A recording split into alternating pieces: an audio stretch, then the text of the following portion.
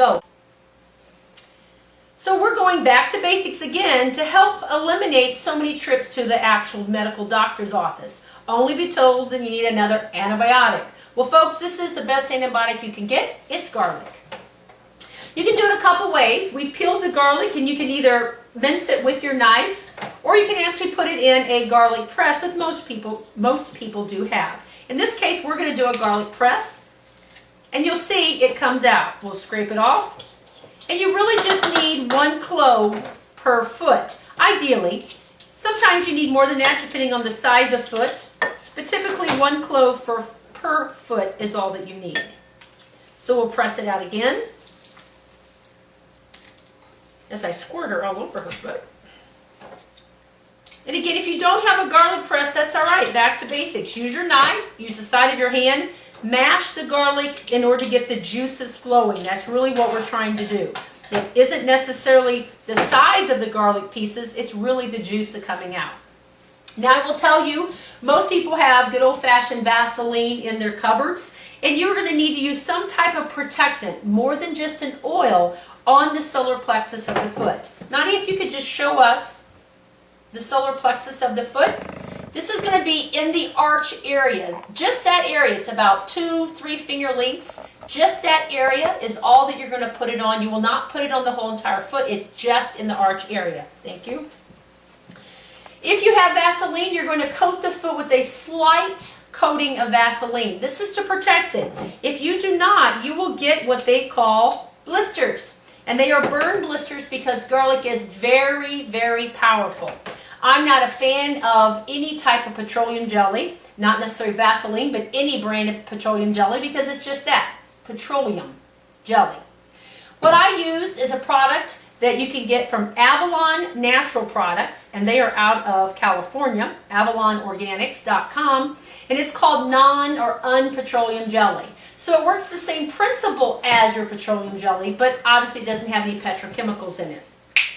We're going to put just a little bit of a glaze over Nadia's foot in her solar plexus. Again, it's just enough to put a coating underneath the solar plexus to protect it from any kind of garlic burning that may occur.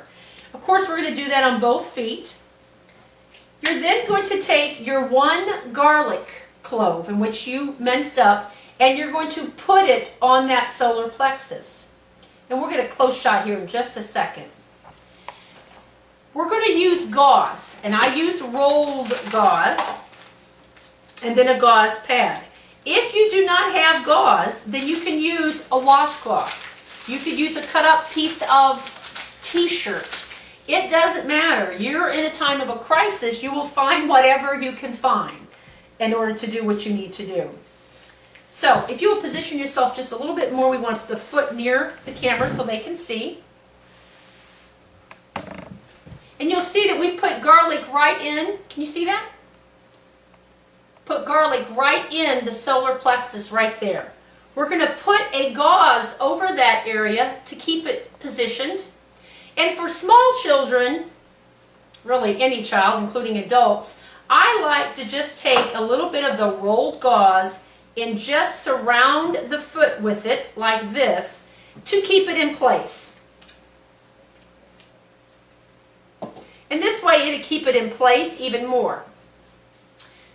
So, to summarize, you have made the foot wet, ideally in a bath for the whole bath to sweat out what's going on. You know, ideally you don't want to stop a fever. You want the body to heighten the fever and sweat out the toxin that's bothering it.